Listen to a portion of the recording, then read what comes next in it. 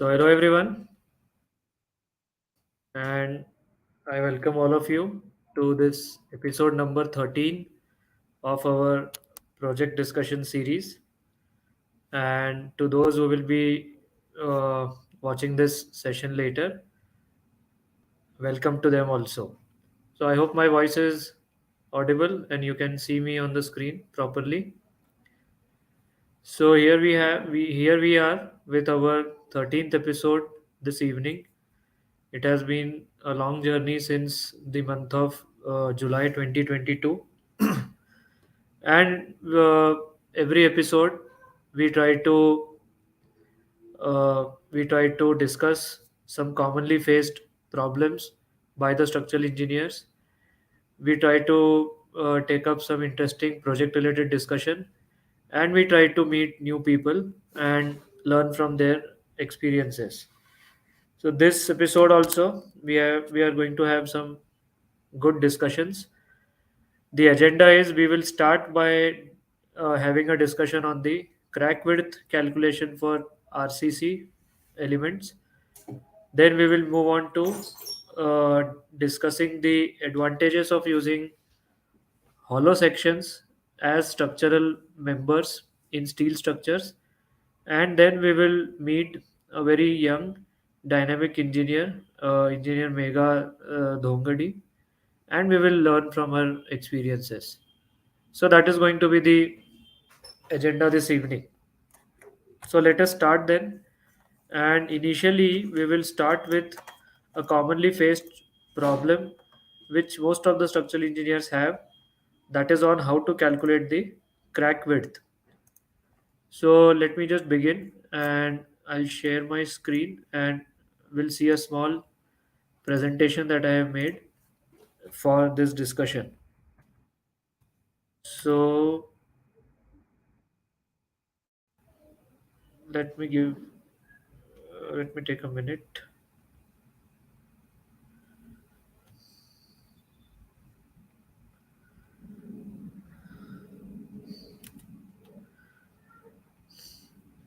Yeah, is this visible to all of you? Okay. So estimation of crack width. Is cracking inevitable? I mean, is can cracking be avoided in a RCC structure? What are your views? Can we avoid cracking? Hello. Can cracking be avoided? So cracking is almost, I would say, cracking is almost inevitable. Inevitable means you cannot avoid cracking unless you are doing all your designs at a very at stress levels which are going to be way below the tensile limit of concrete. So all of us know that concrete is weak in tension, and for taking the tension we have the reinforcements in our RCC structures. But then the reinforcement do transfer some tensile stresses to the concrete also. So it is very difficult to design, and probably it would be too uneconomical also to design a structure that is uncracked. So cracking is almost inevitable. Inevitable means you cannot avoid having cracks. But as a design engineer, what do we desire? We desire to have well distributed uniform cracks. So your cracks should be well distributed instead of having large deep cracks at some particular locations. We would rather have uniformly well distributed cracks. So that is what is desirable. Of course, crack hinder the overall serviceability of your structure. The appearance, I mean, if there is excessive cracking in your structure, the appearance is not good. So it hinders the serviceability. More than that, in some structures which are exposed to aggressive environment or retained liquids, the presence of cracks may eventually damage the. Uh, I would say the presence of cracks may affect the overall strength and stability also. So cracks are not only they have serviceability aspect, but they also may lead to some strength failures if ignored. All right. So therefore, as a designer, it becomes very important for us to estimate the crack width properly and design the structure accordingly. So most of the design engineers I have seen, they do not do any crack width related calculations. Okay. So that's not a good practice and it leads to a lot of failures. uh, it's very common to see even general RCC structures which undergo a lot of serviceability issues. So not only for liquid retaining structures, that's what I'm trying to tell you, that not only for liquid retaining structures but your general RCC structures also, you need to have some sense of crack width design, or you need to have some sense of design as per cracking. So what I've done is that we will be looking at two Indian standards, and I will just try to brief their highlight their guidelines that they have for crack width. Okay, so we cannot discuss it in detail due to time consideration, but I will try to give you a brief overview, general guidelines. So as per IS 456, you can see it tells you that all journal members, the crack width should not exceed zero point 0.3 mm, where the cracking is not harmful and it does not affect the durability. Okay, so in all journal structures, let's say you're designing a simple RCC building, uh, where cracking is not going to be harmful, you are in a normal environment, no liquid retaining at all. There also you need to check the crack width and ensure that it does not exceed zero point 0.3 mm. See, nowadays there is a fashion to there is a fashion to design doubly reinforced sections. Correct? You go to any architect, they will not allow you. They will not allow you beam depths. Let's say more than 2 feet, more than 1.5 feet, and what we end up doing is we end up doing a lot of doubly reinforced sections.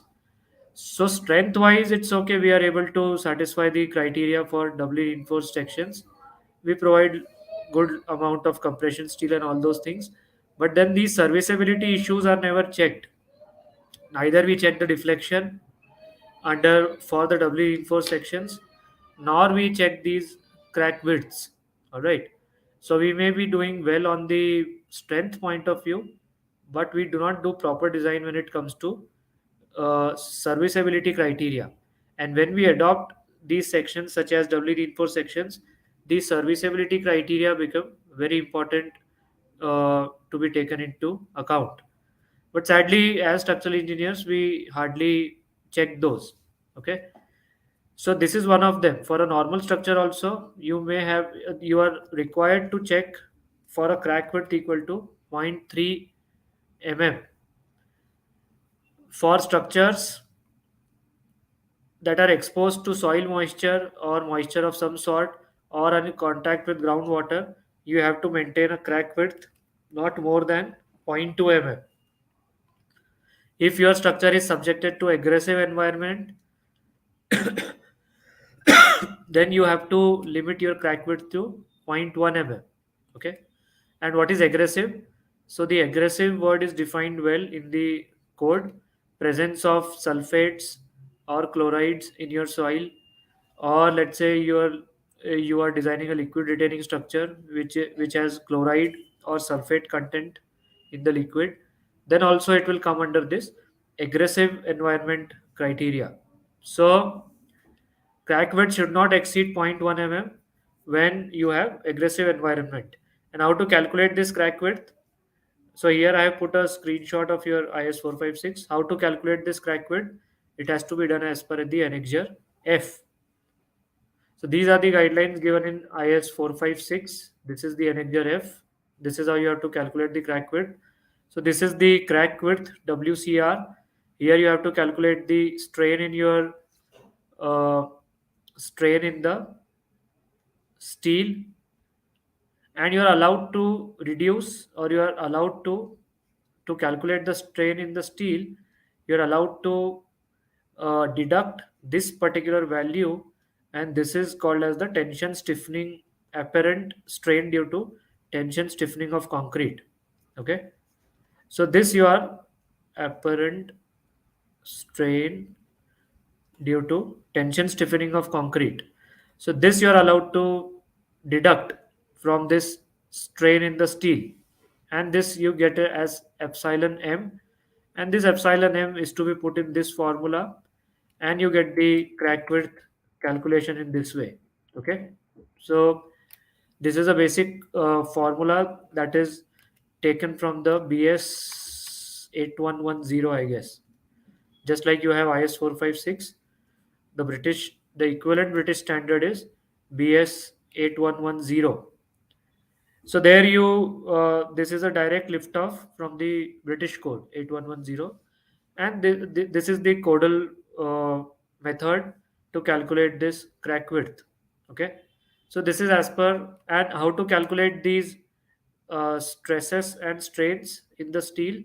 So first you will have to calculate the stress in the steel at this particular level, Fs, and this Fs is to be calculated from the first principles. So in any textbook, if you refer, I think book by Professor Pillai Menon has a very good explanation on the crack width calculations. So any book you refer, you will get these first principles, and from there you can calculate this WCR. Here, one important thing to note is that this tells you that the tension reinforcement strain has to be limited to zero point 0.8 Fy upon Es. Okay, so whatever member you are designing, the the strain level in the tension steel has to be less than this.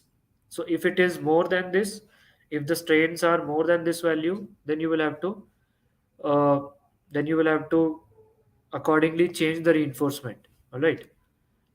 So this is the these are the guidelines as per IS 456 2000.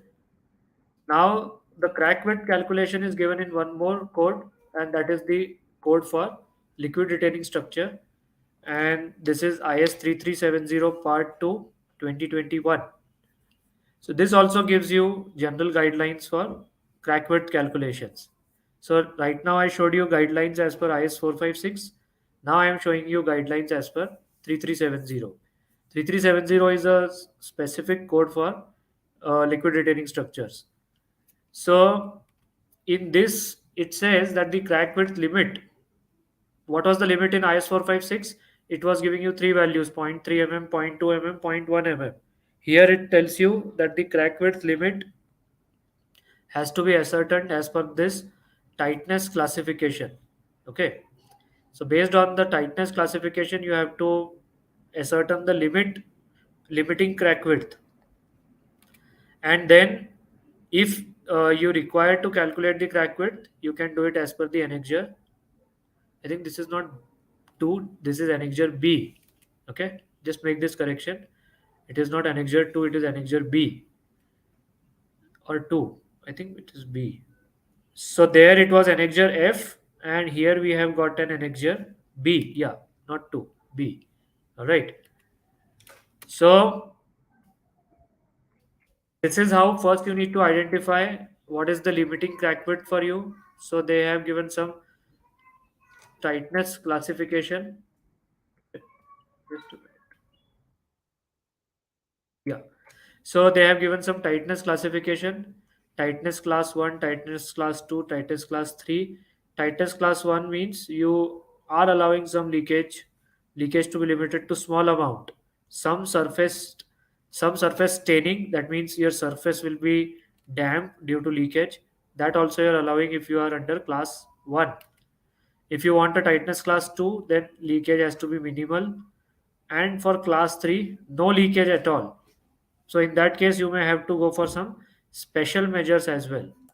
Anyway, so let's say if your structure is to be designed as per tightness class 2, then the limiting crack width shall be zero point 0.2 mm.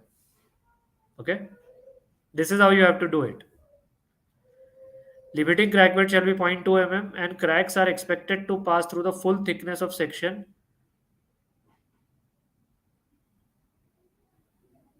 unless otherwise you adopt some measures.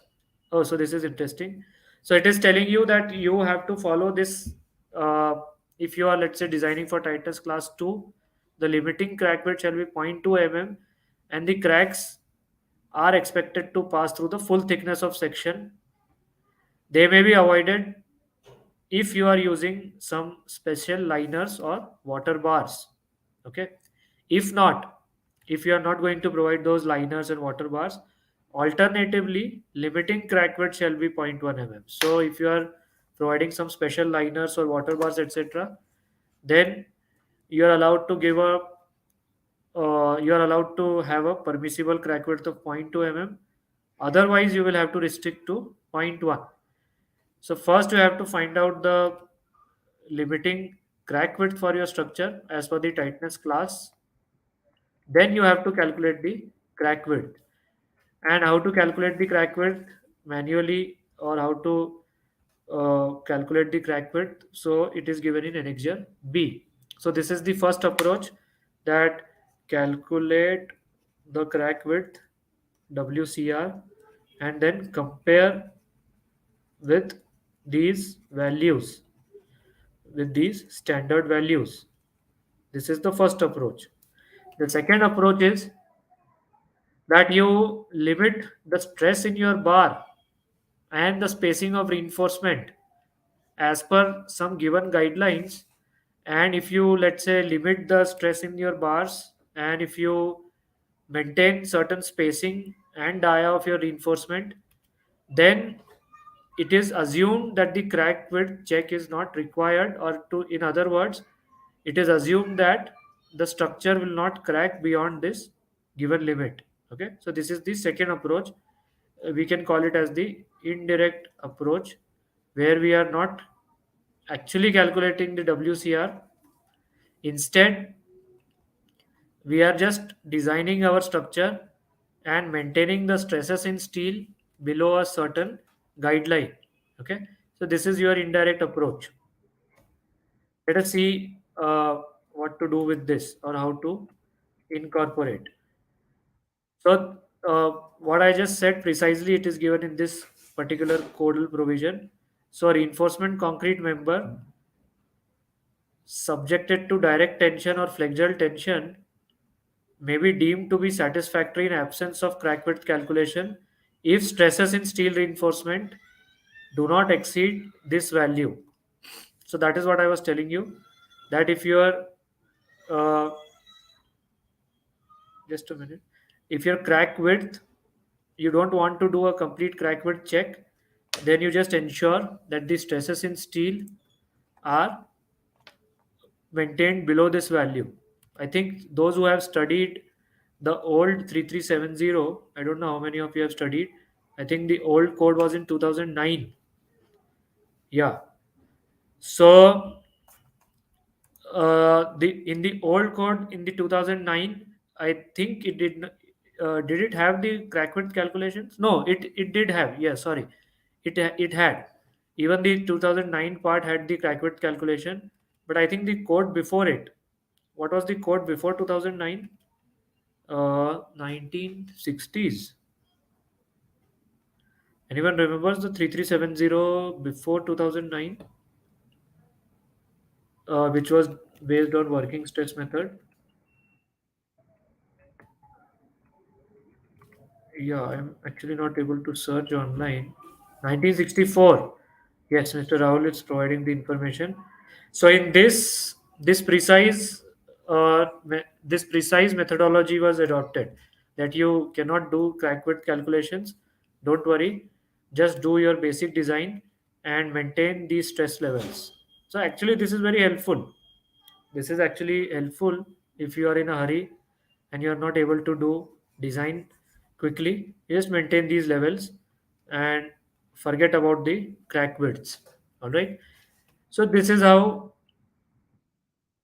the entire issue of the crack width is treated. And then they have given you one more table. So the last table was a general principle for zero point 0.1 mm crack width, zero point 0.2 mm crack width. Let's say you are using HYSD bars.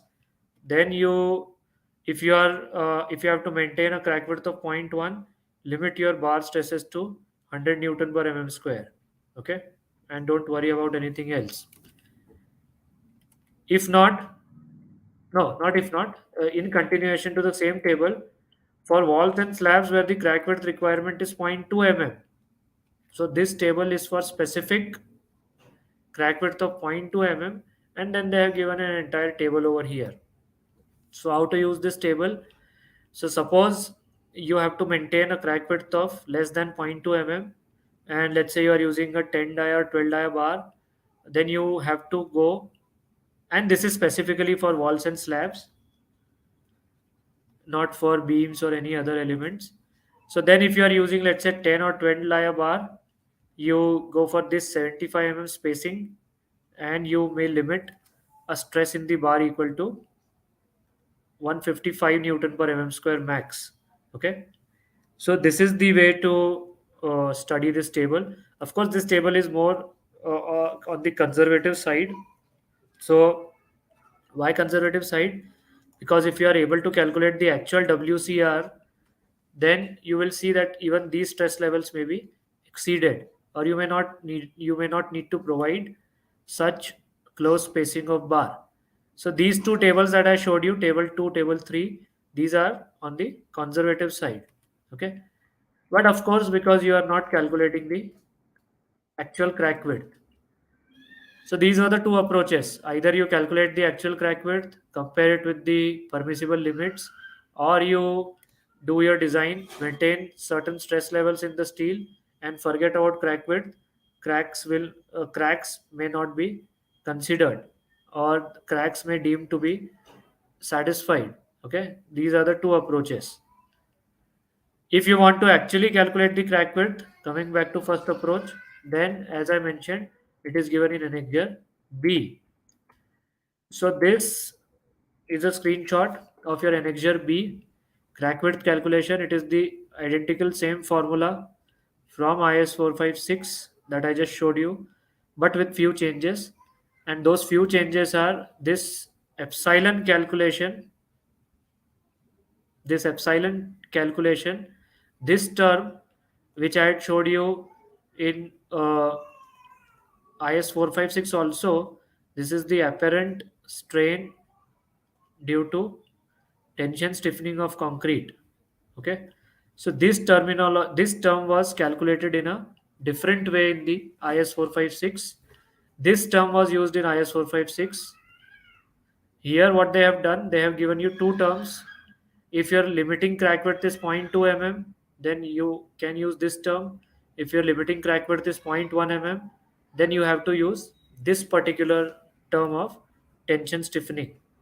So actually over here, the 3370 is giving you more advantage of tension stiffening. This is giving you more advantage of tension stiffening than 456.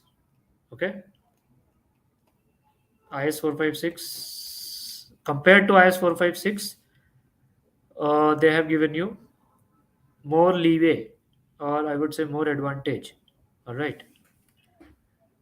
So this is and yes, one more thing. Here they have given you, depending on the reinforcement bar you have used, you have to multiply this epsilon value, this or this. You have to multiply this epsilon value by these factors, and these factors depend on the type of reinforcement you are using.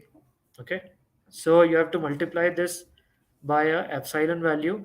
So this use of reinforcement will actually give you more advantage, of course, if you are using the uncoated deformed bars. Okay, if your bar is plain means uncoated, no green coating and no those sort of things, then you are allowed to have take greater advantage of tension stiffening. So this is the guideline as per 3370. And if I just had to compare, you will note, yeah, I should have told you. In 3370, there is an additional requirement that the strain in the reinforcement has to be maintained at zero point 0.6 F5 by ES. Okay, strain in the tension reinforcement has to be maintained at zero point 0.6 F5 by ES. Does anyone remember what was the strain limit in IS 800? So as per IS 800, it was allowing us zero point 0.8 F5 by ES, if someone remembers. So here they have made this criteria more strict. The 3370 has made this criteria more strict by allowing you permissible uh, tension, lesser permissible strain in the reinforcement. Also, they have put a guideline, or also they have put a limit on the concrete stress in compression. So here they are saying that your concrete stress should not go beyond zero point 0.4 FCK. Okay. So what is the comparison?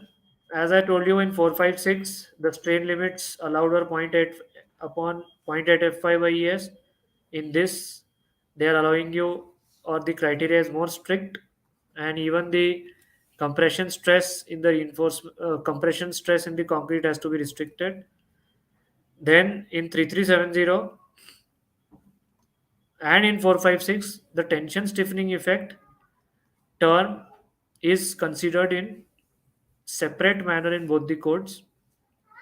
It gives you more advantage. The 3370 gives you more advantage of tension stiffening of concrete, and in 3370 the effect of reinforcement bar type also has been introduced in the calculations, which was not there uh, earlier in the 456 code. Okay, so these are some of the basic differences. What I have done is, as someone was telling to show some calculations, of course I could not do the entire calculation over here because it will take at least 2 to 3 hours if I had to explain you everything properly. But this is a quick comparison that I have done on the basis of some Excel sheets.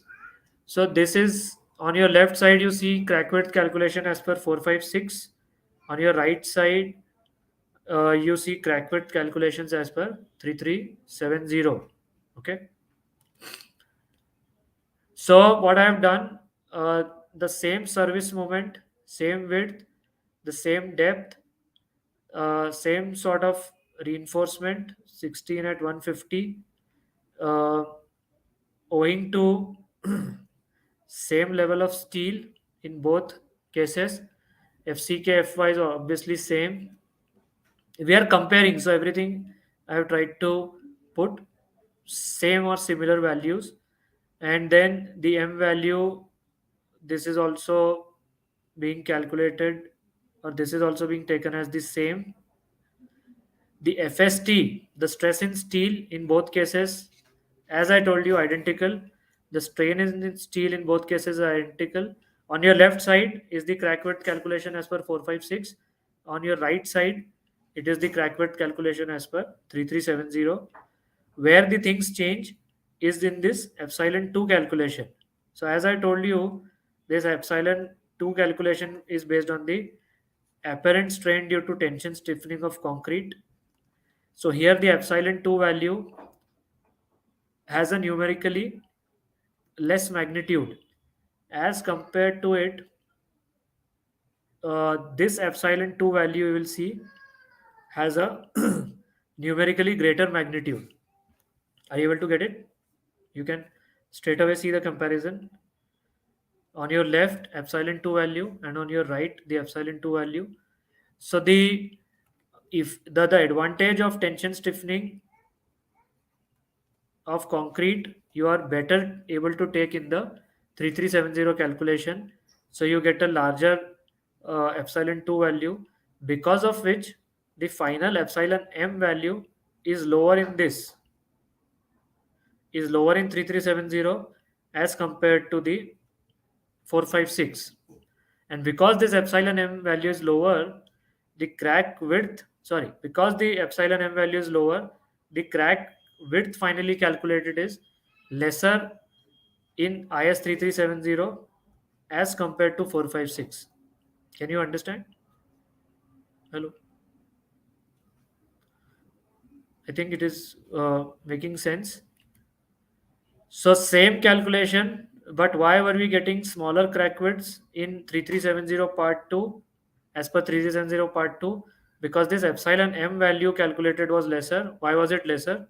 Because the code was allowing you to take a larger advantage of the tension stiffening in 3370 as compared to the 456. Okay. So I think because 456 is an old code and this 3370 is as recent as last year. So the calculations are more evolved in the 3370 code, and therefore, if you try to compare, you will get lesser crack widths in 3370 as compared to 456. Of course, this is not a very good statement. This is not a complete statement because there are a lot of other issues that you have to consider in the crack width when you are designing as per 3370. Okay. So this is what I had to tell you in brief. We could not discuss detailed calculations because we don't have that sort of time. But I hope I have been able to tell you some basic. I have been able to give you some basic understanding. So I think these questions are answered. If there are any quick questions, we can take them. Mr. Rahul is saying, in addition of the crack width calculation, another important clause of exposure condition in the code tells us to take 45 cover for tanks with severe exposure. Yeah, there are lots of issues that we have not covered, obviously due to lack of time. But yeah, I just tried to give you a brief comparison. When are we going to have steel connection design? When are we going to have steel connection design for professionals? So that course is already on. You can visit our website. Mr. Saif is asking, which exposure condition are you referring to? You may refer to IS 456 exposure condition, severe, normal, and there are a lot of those exposure conditions given. Mr. Mukesh is saying server. I'm not very sure what it is. Oh, severe. Yes, severe. Severe exposure condition. Oh, he was trying to answer Mr. Saif. Severe exposure condition. Yes. Mr. Rahul is saying code is silent on calculation of crack width for very good bending plus tension. Yes, that is a big problem in 3370. So 3370 gives you calculation either for direct tension or it gives you for flexural tension. Okay. So either you can calculate the crack widths for direct tension or you can calculate for flexural tension. But if you have a combined case of flexure plus tension, let's say you have an axial tension in your member and bending moment also, which is a general phenomena in all our RCC tank walls, etc. So in those sort of situations, 3370 does not give you any guideline. Okay. 3370 does not give you any guideline in cases of combined interaction of tension and flexure. So you don't have any way given in 3370, but I think it is given in Euro code, or I think it is even given in the British standard. All right. Yeah, but not in 3370. Good. Very good. So I think we have been able to discuss this basic criteria about the crack width estimation in RCC structures. If there are any more questions, we can take them during our uh, open discussion in the end. Good. So now very quickly we move to our second segment, and here we take up some commonly faced problems in projects that our participants may face. This time we don't have a project per se to discuss, but we have decided to discuss an interesting topic about the use of hollow structures. Oh, sorry, about the use of hollow sections in your RCC structural. Sorry. we will discuss about the use of hollow sections in steel structural design.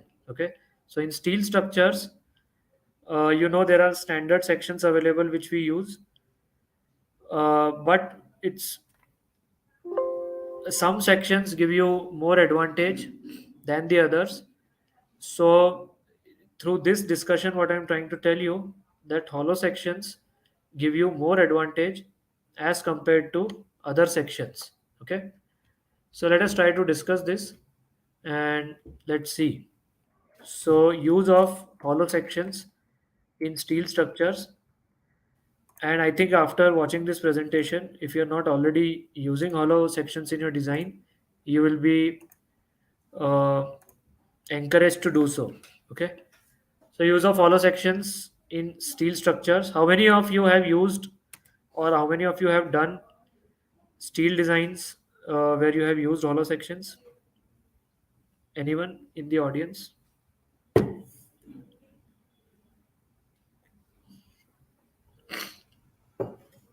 No one. Okay, so I think we don't have enough people who have used hollow sections in their design. But I'm sure if you are working somewhere, or if you are working on your own also, you must have seen the use of hollow sections in steel structures. Mr. Parth Sarthi has used, or he is involved in a project, I think, currently, that uses hollow sections in steel structures. Very good. So let us see. Hollow sections are quite popular. According to me, they are one of the best sections you could get. So they are quite popular. Mega is also saying she has used hollow sections. Very good. So what was I telling? Yes, Sandeep has tried it for a small truss, and many iconic buildings and structures have world globally. They have been made out of hollow sections, and these days, because of the advances in the manufacturing operations, and because of the advances in the connections, uh, hollow sections are being extensively used. Also, they are being manufactured because as there is a need for it, or as there is a acceptance for it, the people have also started. People means companies have also started manufacturing it. Tata and Jindal are two big multinational Indian companies who manufacture hollow sections. Uh, Mr. Itaf has used hollow sections for bracings in PV. Very good. But hollow sections are actually much better than being used in bracings only. So I just took this image of hollow sections. You can see this is a circular hollow pipe. This is a uh, rectangular section, square section, rectangular section. So these all can be classified under hollow sections. Generally, the nomenclature for rectangular sections is RHS, rectangular hollow. For square, it is SHS, and for circular, it is CHS. Okay, so this is the uh, terminology that is used for hollow sections. In fact, the best example where you will see hollow sections is the human body, and you will see our bones. Correct. So all our bones are nothing but hollow sections. So if you don't have to go anywhere further than your own body, and your own bones are actually comprised out of hollow structural sections. So I've just taken some interesting structures being built, or that have been already built in hollow sections. This is of course the Beijing International Stadium, constructed during the Olympics in 2008. It is made out of hollow sections. I remember watching this. I think I was in college first year or second year when I had watched about this structure on mega structures. I don't know if you remember or not. There used to be a documentary on National Geographic by the name of Mega Structures, and there's always in any mega structure episode there is a there is a scene where they generally show a structural engineer and working on some computer model. I don't know if you have seen such type of episodes, but there will always be a scene where they will show a structural engineer working on some computer software. So I remember this was, I think, done in SAP 2000. I didn't recognize it then, but then later when I was watching that episode many years after, I could see that it is being done on SAP 2000 software, CSI software. Just like you have ETABS from CSI, similar a general purpose software is SAP 2000. Anyway, so this is the that was the Beijing Stadium. This is the newly inaugurated Kempegowda Terminal 1 at Bengaluru. This is also has been done in hollow sections. In fact, these days all the airports that you see, they are being done in hollow sections. Then I just found this image on the internet. I don't know what it is. I think it is somewhere in China. But why I took it is because of the interesting space frame that has been created out of hollow pipes. Okay. So this is an entire space, three-dimensional space. This is not even a frame. This is, I don't know what it is, but created entirely out of hollow sections. This I have taken from the Tata Structura website, and you can see that hollow sections need not be used only in the commercial space, but also for industrial applications. You can use hollow sections. In fact, we have used hollow sections for one of our project where there were some strict food guidelines involved. So they did not want use of any eye section or channel section. Why? Because in eye or channel, what may happen that some food particles may get deposited. Do you get it? So food particles may get deposited over here, and it may lead to uh, deterioration of that I mean that this deposition and all those things. So there was strict criteria by the food uh, safety organization, whatever it is, that you need to either cover your entire section or you use hollow sections like this. So if I'm using a hollow section, nothing will get deposited, right? So in such things, hollow sections may have to be preferred. So this the reason for showing this image was that hollow sections are can also be advantageously used in the uh, for industrial structures. Okay. Yes, Kolkata airport is also full of huge hollow sections. I think they have standardized the design for airports these days. This is one of the projects that we had done 6 7 years ago, and this is a bridge in Haridwar. This is completely entirely made out of hollow sections. Okay, rectangular hollows. I remember this section was 150, 156, and this section, the bottom bracing was also 150, 156, and I, as far as I can remember, this vertical was 145, 82, 4.8, and so on. So this was entirely made out of, and we had designed it.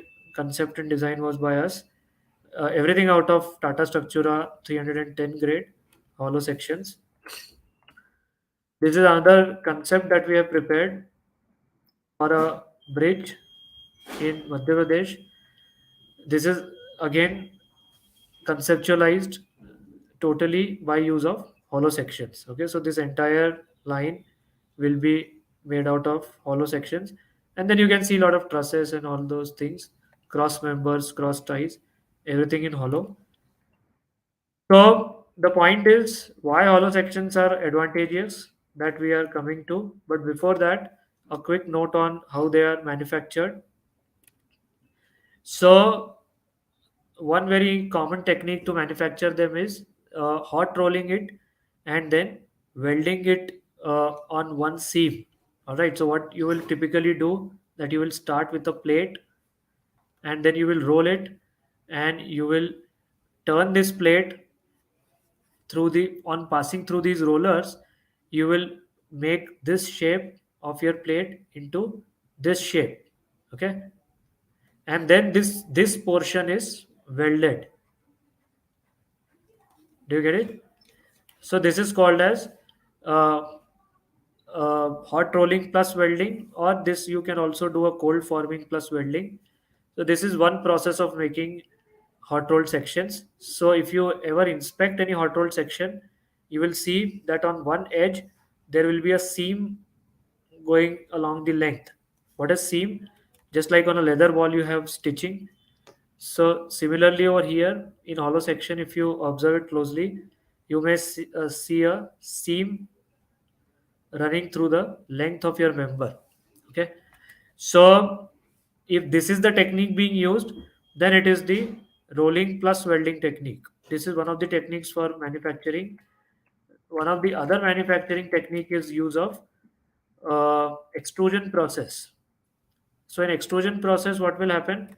That you will heat your job, and then this is a piercer or an obstruction that is there. You pass your member, heated member through it, and because of this obstruction, the member that you get is a circular hollow.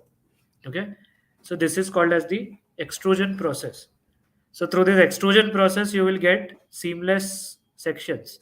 This is more used for circular sections, but I think Tata has installed a setup for manufacturing seamless rectangular and rectangular and square hollows also. Seamless technique. So these are some processes. Now let me quickly come to the advantages. Why is this advantageous? Because as I told you, aesthetically, a hollow section is a better preposition than a I section, because I sections are open and people may not like these open edges. So a hollow section is anyway aesthetically more pleasing. This closed form, as I just told you a little while ago, ensures no material deposition. So if you are designing for some food grade industry or pharma industry where this deposition is restricted, then you can come up with, or you can design hollow sections. So there is no problem of depositions. If you are using bigger hollow sections, then in fact these bigger hollow sections can also uh, act as a conduit for taking your service lines through it. Okay, so let's say you have a hollow section. This is my plan. You can in fact take your electric lines or some plumbing lines or whatever through this open hollow, just like it happens in our bones. Yes, in our bone structure also, inside the bone cavity you have all these nerve systems. No, not nerve systems. What do we call them as? I think some nerves also go inside the bone cavity. Yes or no? I think yes. No, no, bone marrow. There is a this conduit. This in our human body also. This open cavity, I think it has bone marrow, which is sort of a conduit pipe for taking all the items from one body part to another. Okay, so similarly, something like that you can do in your steel hollow sections also. So this is one of the advantage of form and function. The other advantage is that the material distribution, because it is away from your axis, because it is away from your axis, what it ensures that it gives you higher values of radius of gyration for the same cross sectional area. So suppose you have this I section, and for same cross section, if I develop an hollow, what will happen? That about one axis, this I will have a very poor radius of gyration. Yes. So RYY for I section will be much lesser than the RYY for hollow section. Do you get it? So about one axis, this hollow section will have, sorry, about one axis, the shapes like I shapes, channel shapes, they show very poor properties. But in hollow, you see, because the material is distributed away from the centroidal axis, you get good radius of gyration. Because you get good radius of gyration, it leads to better compression resistance also. Also, because of good radius of gyration, the uh, the buckling resistance of hollow sections is high. Therefore, if you see, the hollow sections are placed in best class.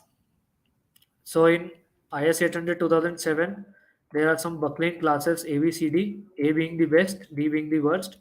So hollow sections are placed in the best buckling class. That means they are most resistant to buckling.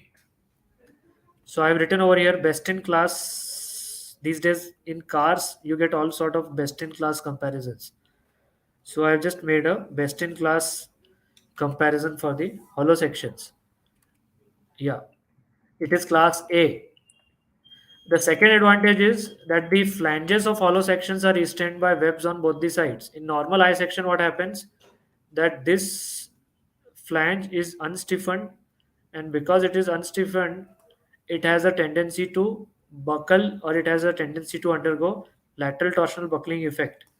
So because of this lateral torsional buckling effect, it severely restricts the movement carrying capacity of eye sections. Okay, or for that matter, channels also. But in hollow sections, what happens? That in hollow sections, you have got two webs, one over here, one over here, that is holding this flange together. Okay, so the webs, flanges held by the webs. Because of this, a hollow section does not undergo lateral torsional buckling, and that is given quite clearly in the code, that resistance to lateral torsional buckling, which code? IS 800 2007. Resistance to lateral torsional buckling need not be checked separately if your section is a hollow section. Very important. So softwares are not able to do it on by themselves. So you have to be careful enough that if you are using hollow sections, you can actually take this advantage. But many of the engineers, because they don't know it, they are not able to take this advantage. Of course, hollow sections provide greater torsional resistance also, because the material is placed spread out from the centroidal axis. So, of course, it gives you better torsional resistance also. In Indian code, it does not calculate torsional resistances. So, for that, you will have to go to American code. And you can come up with concrete filled tubes also in case of hollows. So I don't know if you have seen a CFT. So if this is hollow, a big hollow section, I can just fill it up with concrete. Okay, so concrete will provide great compression resistance and great buckling resistance, and this entire section will be very, very strong, stable, and uh, it will have great resistances. We had done I think two residential projects we have done where we had used concrete filled tubes. There is no Indian standard for it, so there are European standards or American standards if you want to go for concrete filled hollow sections. But this is another advantage. What are the codes? You can refer to IS 4923. It is the code for use of hollow steel sections. And of course, we have our general IS 800 2007. In the end, what I have done is I have taken a comparative example just to illustrate the advantage of using hollow sections. So this is going to be interesting. On your right side, I have used a hollow section RHS 14582 4.8, and then I have made a fictitious I section. Fictitious means I just created an I section having similar cross section or similar cross section to this RHS. So what I've done, I have taken a flange of 80 mm by 5.5 mm and a web of 140 cross 8. This is fictitious. You don't get to see such type of sections. But just to have similar looking cross sectional areas, we have done it. Okay. So the grade is same, the cross sectional area is same. Now you can have a look at the material properties and sectional properties. So you will see that the RZZ about this major axis for both cases is almost comparable. But where is there a great difference? It is in this RYY value. So for hollow section, you see a good RYY. For I section you see a very low RYY, which will become critical. One which is the lower value, it will become critical in the compression design. We'll see that. Similarly, IZZ almost comparable, but if you look at IYY, I section has a very poor IYY as compared to hollow section. So this is what I was telling you, that in hollow sections material is better distributed about the axis compared to I sections. Then if you look at the plastic section modulus, the plastic section modulus about the ZZ axis is almost comparable, but about the minor axis there is a large difference. So what is happening, that about YY, about this minor axis, the I section is very weak, but about the minor axis, hollow section is not that weak. Okay, this leads to large difference in the capacities. So what I have done, I have run this instead. I have made simple line elements, one with hollow, one with I, same length. I have applied some load, and then I have compared these capacities. So when I take the length of member as 2.75 for I section and hollow section, let's see the comparison. The tension values, of course, will be similar because the cross sectional area is same. The slenderness ratio, this is critical 178.39 for your I section. Why? Because I section was very weak about the minor axis. So slenderness ratio there about the minor axis is very high, and it is going to be critical. If you see the slenderness ratio, not bad, 81.39. Comparing the compression capacities about the minor axis, this is having only 94.42 kilonewton capacity I section. Compare it with compare it with hollow section, which has 394 kilonewton capacity about the minor axis. Again, the reason being that my member has better distribution about the minor axis as compared to I sections. PDZ will be almost similar because about the major axis properties were similar. When you come to moment resistance, here it will be interesting. You will see 11.64 is the moment carrying capacity of this section, I section, about the major axis. About the minor axis, it is quite low at 3.78. But why are you getting such a high capacity in case of hollow sections? Almost twice. Because as I told you, hollow sections don't undergo LTB effect. Correct? Hollow sections do not undergo the lateral torsional buckling. So you are able to get great moment carrying capacity. Shears are almost comparable. Now the interesting part is that when I make this member 5 meter, I made it longer. Tension values of course will remain same because tension depends on the cross sectional area. Now here the slenderness ratio for I section for a 5 meter piece has exceeded 180. So it's no longer safe. Here it is still 149. The compression carrying capacity has dropped down to only 31.35 kilonewton, whereas in hollow section it still remains a decent 149 kilonewtons. About the major axis, as predicted, both the values will be same, almost similar. The interesting part is in the moment carrying capacity. You will now see that in I section, the moment carrying capacity has further dropped below because of the increased slenderness ratio. But for the hollow section, the moment carrying capacity still remains the same. Why do these two values remain same? The moment carrying capacity for hollow section, whether I am using a 2.75 meter member or a 5 meter member, why do these two values remain same? Because as I told you that hollow sections do not undergo any lateral torsional buckling. Correct? Because hollow sections do not undergo any lateral torsional buckling. So the length of member plays no role in the moment carrying capacity of your hollow section. This is one of the biggest advantages of using a hollow section. Okay. And other than that, shear values remain identical. Of course, because it depends only on the cross sectional area. So I think we have been able to illustrate the advantage of using a hollow section. First advantage is that you get good compression resistances as compared to I sections. And the second very important aspect is that because hollow sections can be treated as laterally supported, you get great moment carrying capacities. Okay, so you don't have to go for any secondary members to reduce the lateral torsional buckling length, and you can get good moment resistances for any span without having to worry about the LTB effect. Okay, so this is how you can numerically see the advantage of using hollow sections. What are some of the problems? It's not all advantages. There are some problems also.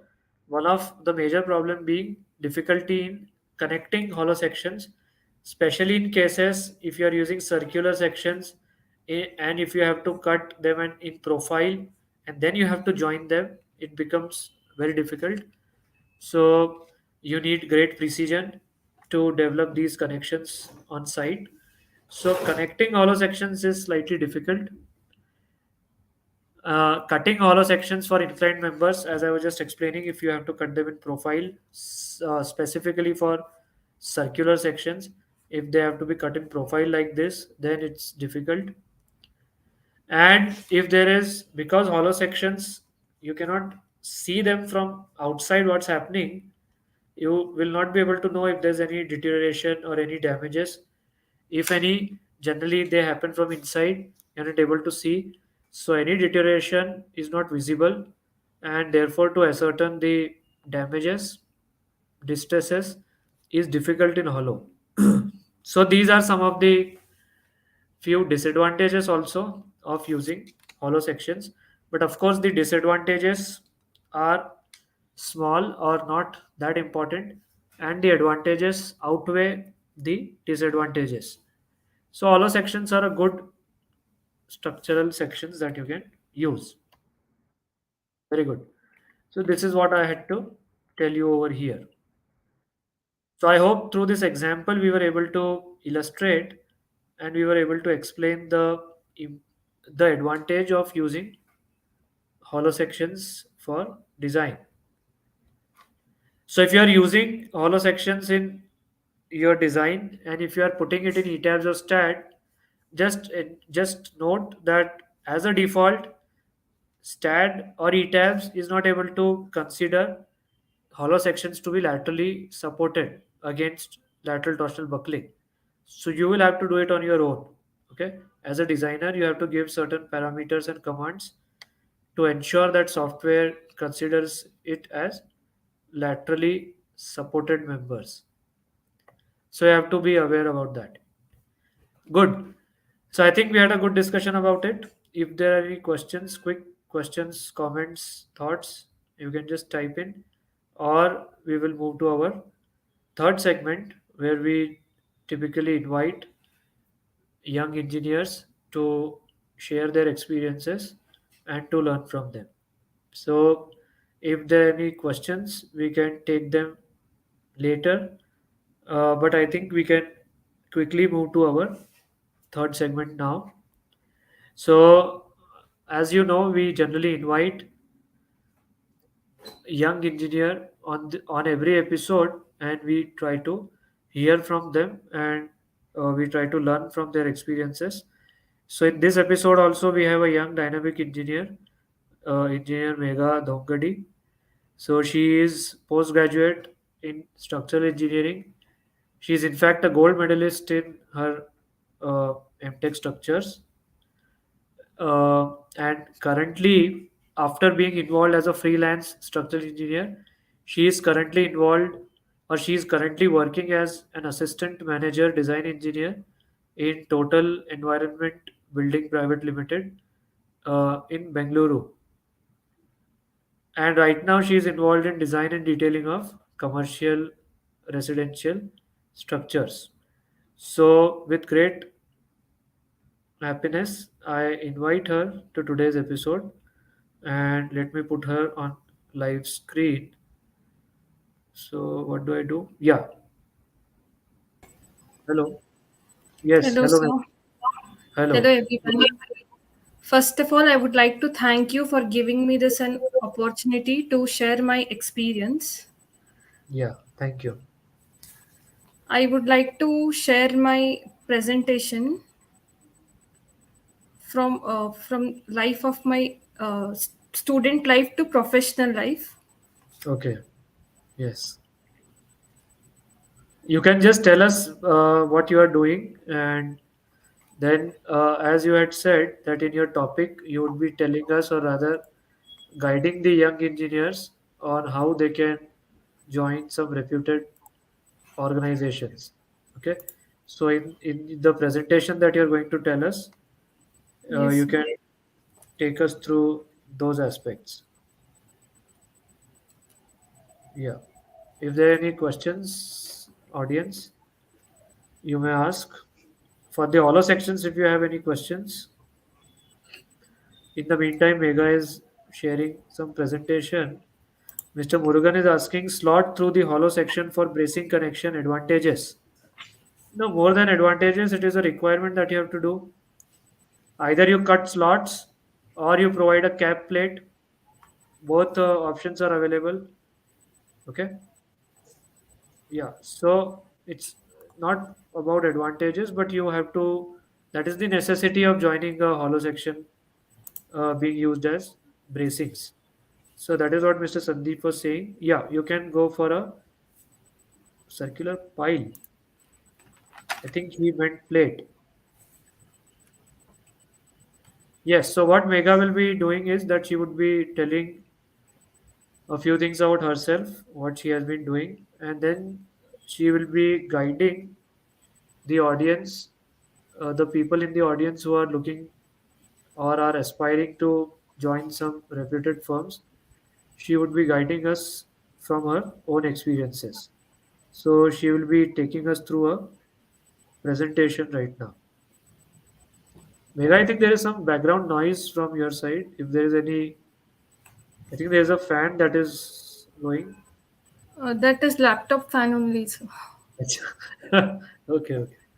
Interesting. Very good. it is Okay. old laptop, like 4 years old. So No, 4 years is not old. I still have a laptop which I had bought in 2009, uh, and I think it worked for 10 years properly. But these days, I think yeah, the laptops do get old quickly. Anyway, so I think yes, your presentation is on the screen. yeah. I am Megha from Hubli, North Karnataka, and I'm presenting my experience of being a student to a professional. Currently, I'm working at Total Environment Building System Private Limited at Bengaluru as Assistant Design Manager, and my company is involved in design of RC buildings. And this is my journey. I have completed my BE from KL Technological University, Hubli, which is located in North Karnataka, and I cleared my GATE exam during final year of engineering, through which I got admitted to the college for higher education, and I had chosen the same university for my higher education, and there I received gold medal in the same year. And parallelly, when I was doing my MTech in the final year, I had taken online courses. Several courses were from AuxEn's also, to enhance my learning and clear my doubts. And that's what how I devoted my time to develop myself as a civil structural engineer. Then, uh, with So the you help were of gold that, medalist. You were gold medalist in your BE also, or just MTech? only MTech, sir. B, I had a good score, but I couldn't make it. The gold. Acha. In this, you were gold medalist in your entire university or in your branch. No, sir. Gold medals are given based on, like, for MTech structural engineering. Then for other branches, there are different Okay, okay, people. understood. Okay, Yeah. right. Yes, please continue. Then I worked as a freelance structural engineer under my father, who is also an architectural and structural consultant, and he was guiding me. Then later, I landed a job at Total Environment Building Private Limited as assistant manager design engineer. My experience as a freelance structural engineer. After completing my education, I faced challenges finding job opportunities in reputed firm. Having got to work under my father, who is also a architectural and structural consultant, I was exposed to meeting clients. Therefore, I started working as a freelance structural engineer, gaining practical experience in analysis, design, and implementation, and thus developing confidence, which has boosted higher appetite of designing new structures. The buildings in my town, they are restricted to low and medium rise height, which has limited our exposure to high rise building design and the and various type of foundations. These almost everyone in our life we face this problem, like uh, in small cities, means which are not developed as Bangalore, Mumbai, Hyderabad, where here only tall buildings we can find, no. So in our cities, only medium rise buildings we can see. So we don't get a chance to design high rise building, and we have limited scope.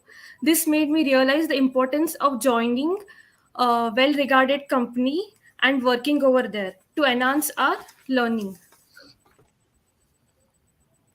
So which kind of structures, if I could interrupt, which type of Please. structures, which type of structures you did as a freelance engineer?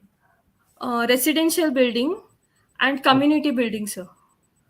okay. RCC or steel also.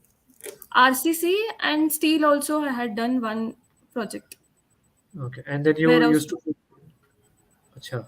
No, and you used to prepare all the only the design or drawings also you did In yourself. RCC, I prepared drawings also by myself only. Acha. Okay. Yes, please go ahead. So you worked for 1 year. Almost 1 year. Okay. Yes. Then how did I apply for this job? Due to lack of experience, uh, I didn't get call for interview. This is at the beginning from companies where I applied for. There usually we find out that there are no entry level openings in reputed firms, and trainee engineers, they are directly recruited through campuses. And from this I realized the importance of campus placement, which usually in MTech colleges, except in NIT, IITs, and other which are reputed institutes, there only we find this campus. In other colleges it is almost not there for civil and structural engineering students. Yeah. So I learned that either we must be placed by campus or we must have exposure, experience to get into the company. So, what I did was I started working on my resume. I applied to various companies on their websites, then networked with people on LinkedIn and sent emails to the HR. Then I started receiving interview calls from the companies when I added the freelance experience to my resume. Then uh, I found out that freelance experience was the bridge that helped me to get this current role. Yeah. My roles and responsibilities in this current job. In my current job role, I worked on multi-storied commercial building and educational building, sewage treatment plant, tank, STP tank, and my responsibilities in project were to design columns, slabs, drawing checking. Then I got exposed to these are my learnings. I got exposed to the design of STP tank, which was a new learning in terms of load application for liquid load and soil load, which is applied as non-uniform load. Then I also got exposed to the column design using section designer in ETABS. Then exposed to the slab design using safe software also by drawing strips in the software. I would like to quote this quote: failure is not the opposition of success, it's the part of the journey. Keep trying, stay patient, learn new designs, and never lose hope. Very I good. would like to end my presentation. Thank you. If any queries, Yeah, if audience has any query for Megha, she would be happy to answer. Yeah, about your current role, if you could just elaborate more. So, what are you? I did not exactly. If you could just elaborate more on it. So, what is the general process followed in your company for projects? so there is like everything is done in very detailed format. Like suppose if they are designing a beam and the load has to be applied on it, they consider all the types of load which are coming on it, and they also put plaster load. No, no. For a project, I'm asking. Suppose a project comes to your company. What is the general process that is adopted in your company for it? It first goes to the architect, then Okay. it So you comes have to us. you have an in-house architectural department. Yes, actually this Okay. is architecture dominating company only, so Acha. Okay. yeah. So the structural framing, column position, all those things are uh, already given to you, or you as a structural engineer have to decide. Column position are given by architects only. If in case it is not possible, then we float emails to them. Acha. Okay. We Okay. have discussion. Understood. Then Okay. And for other services also, it is in-house MEP or yes, acha, everything is in-house. customization, everything is in house. Okay. And then you start preparing the framing plans in some software. Yeah, so we have to coordinate with all architectural, structural, Okay. then site No. people. So the design is primarily done on ETABS or STAD. ETABS. Okay. And about the design, what Mr. Sandeep is also asking, that the design part, do you take it from software or you have developed some in-house Excel sheets or you take the output from the software itself? It is taken from software also, and it is checked from sheets also, sir. Okay. Okay. And Mr. Mukesh is saying, how you are delivering the project? How you are delivering the project means? Mr. Mukesh, just put more detail into your question. How you are delivering the project? It was not very clear. So I just wanted to ask you, in your slide you had shown or you had written that being a freelance engineer, it helped you in your interviews. So could you tell us more about it? That did you feel that when you put this in your experience, you got more calls? Yes, sir. When what I did was that time I was working as freelance engineer, but too I had not put that in my resume.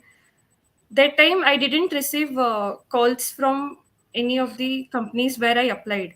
Then what I did, I put that experience experience row in my resume. Then I started receiving call from multiple companies. Then Okay. I chose to join this company as this is near to my hometown. Okay, you had multiple opportunities. Very Yes, good. sir. No, so in your interviews also, was this freelance projects, were they asked in detail by the interviewers about the freelance projects? It was asked, and I just told them. They asked me how much experience you have with Uh, softwares and which all like what all you know. Those all common interview questions were asked. okay, but they did not ask you anything about the freelance projects that you have done. They asked me like which type of projects you did. Okay, Only that much. very good. If our audience have any questions for her, you may please put in your questions. If you have any questions for me based on the two discussions that we had, you can post your But the questions. thing what I want to say is, while Yes, shortlisting of candidates, what they yes. do is if experience tab is not there, no, then they will just not take us into consideration itself. Acha. There, there was there I was lagging behind. Okay. So Yeah. once you put the experience tab, you suddenly notice that you are getting more calls from the interviewers. Very interesting. Mr. Sandeep is asking, how do you check? So this is for you. He is asking, how do you check the detailed drawings if the designs are made directly on the software? No, so drawings, I think you're preparing manually, right?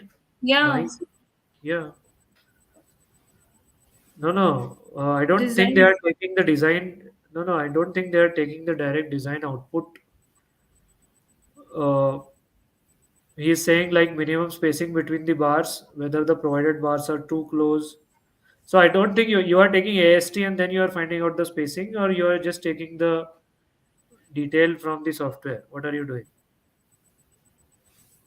So we take detail from the software, and also it will be checked for one beam whether it is giving properly or not. Okay. And otherwise, you just take the reinforcement values and then you do the detailing part yourself. Correct? Yeah. Okay. Very good. Uh, Engineer is asking one serious doubt. Correct?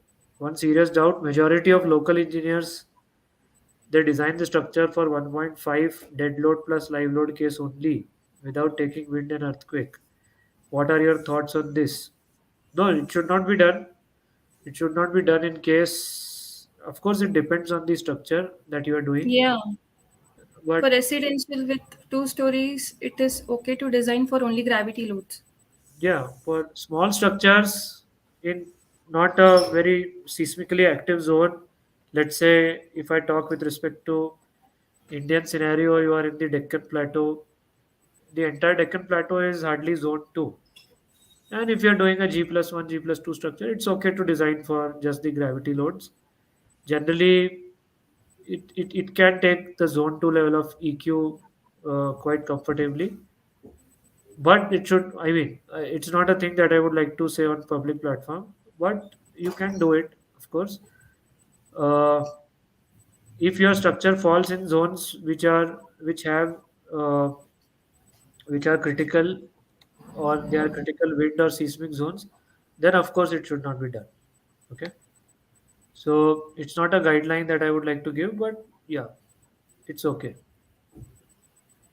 Yeah, Mr. Sandeep is saying officially it is not okay, but chalta hai for uh, structures which are not very critical, or the zones are not very critical. Mr. Murugan is saying steel project which software using, steel project which software using for that connection.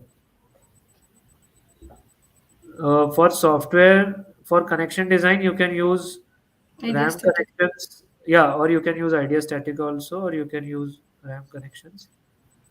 Uh, Mr. Mukesh is asking this for you. Taking design from software, is it the correct way? Yes, please. It is for you. I cannot tell on this because I am totally not absorbed in my company yet. I've recently joined. No, but it's a correct way. Why you think it's not correct? It's a correct way. You just should check. First, you should check properly the working of software, and see the software results are based on the code of design. So it is correct. It just needs your basic judgment and your discretion as an engineer. Okay. Yeah.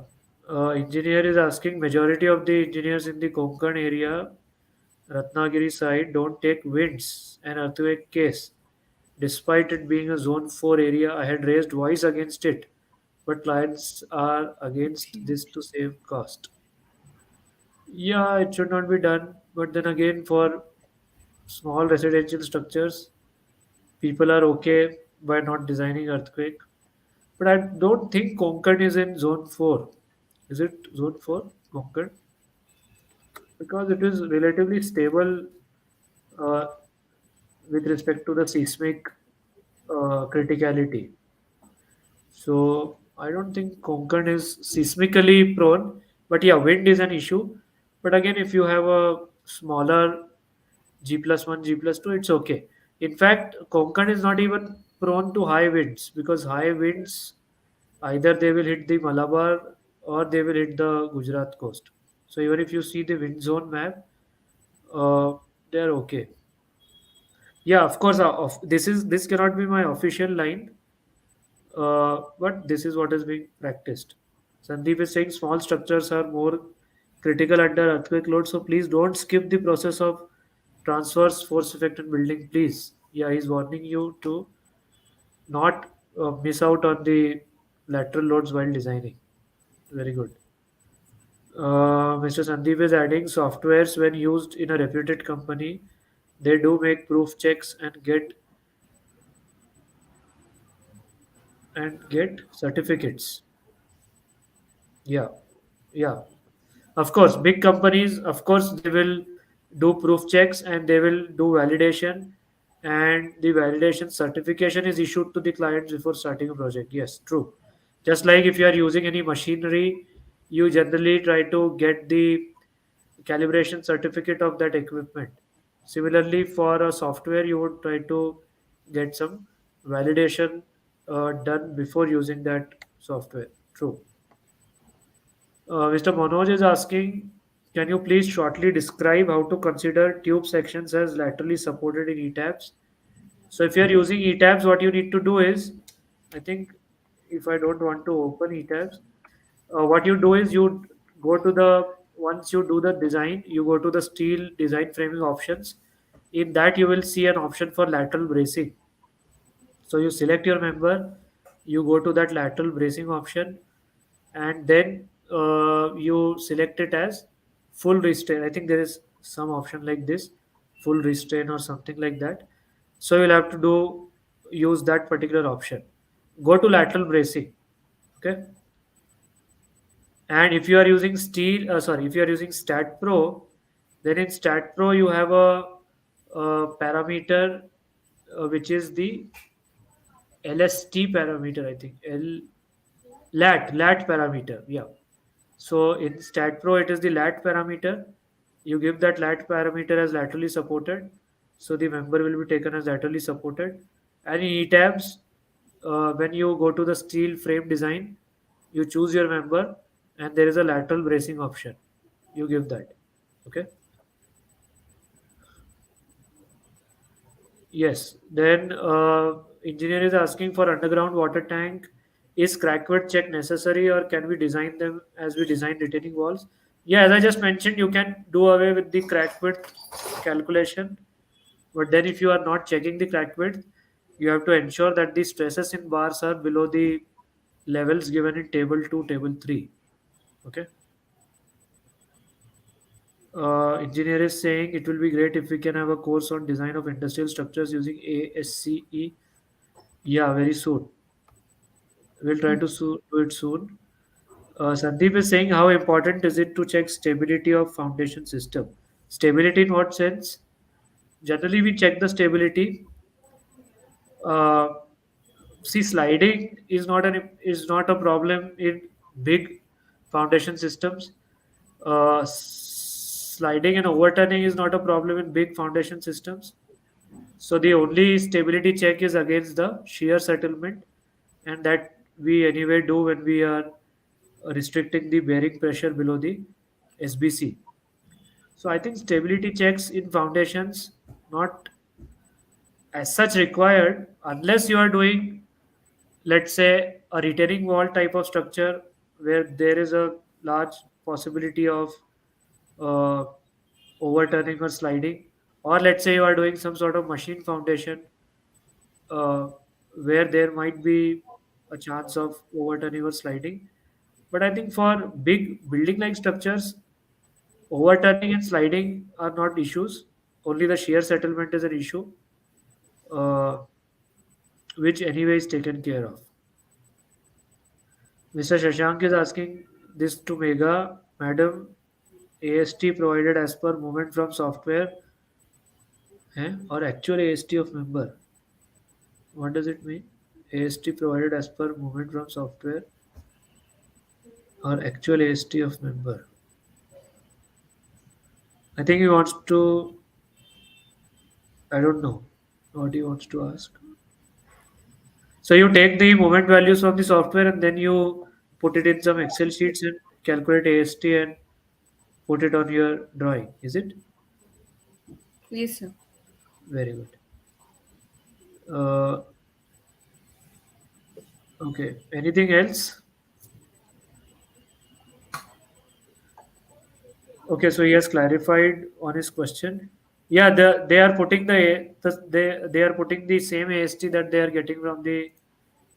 No, I think they are taking the moment values. They are Yeah, we putting are it. taking the moment value.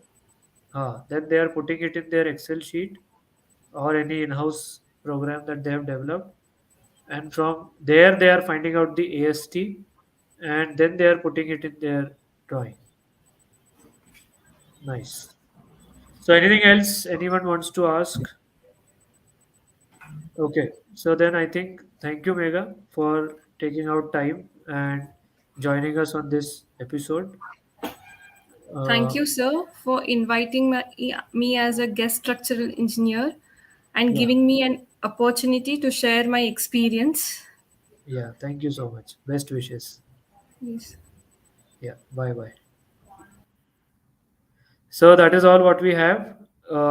This episode, I'll just take comment by Mr. Sandeep that in power sector it is must to check the stability of foundation system with respect to given factor of safety. No, but as I just said, I mean, which stability do you think is under doubt? Because overturning, sliding is not an issue in general buildings, uh, because the lateral loads are not as large and you have a great vertical load acting on your structure. So sliding is never an issue as such. Overturning is also not an issue as such generally. But because I think power sector is a very critical sector, they are telling you to check it. Perhaps you can make some video on how to do this stability checks for foundation system. Okay,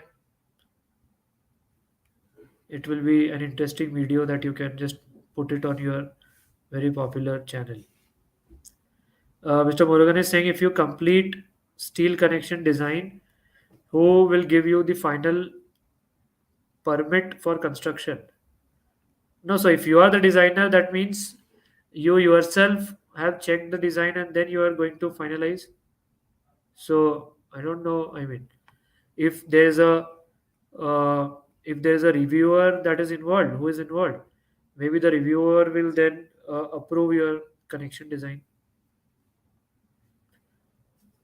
So generally, connection designs, member designs are given together. Let's say if you are getting it proof checked, it will be given together to the authority or to the reviewer to check and approve. Yes. Okay. So I think we have come to an end of today's episode. I must thank all of you for joining us on a weekend, taking out your precious time and joining us on this interesting discussion. So, until next episode, it's a goodbye. And again, we will meet you uh, next month where we will bring out some interesting topics for discussions as we always do. So, that is all what we have. Just some finishing comments. Uh, Sandeep is saying, so we have two Sandeeps online.